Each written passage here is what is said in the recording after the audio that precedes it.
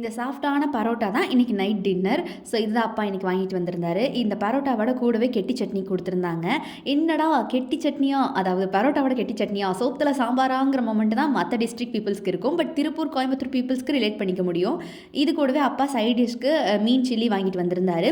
மீன் chilli நல்லா சாஃப்ட்டா அதுக்குள்ள இருக்கிற பீஸ்லாம் நல்லாவே ஃப்ரெஷ்ஷா தான் இருந்துச்சு. டேஸ்ட் வைஸ் எனக்கு ரொம்ப பிடிச்சது இந்த மீன் சில்லி, கிழங்கா மீன் சில்லி.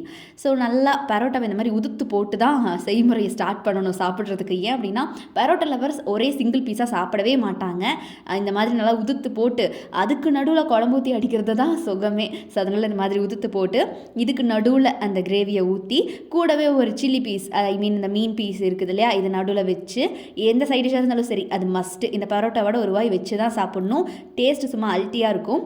கூடவே இந்த மாதிரி சைவ குழம்பும் அப்பா வாங்கிட்டு வந்திருந்தாரு. பட் எனக்கு இந்த சைவ குழம்போட டேஸ்ட் அப்படி ஒன்றும் பிடிக்கல. இந்த சிக்கன் குழம்போட டேஸ்ட் தான் எனக்கு பக்காவாக பிடிச்சது.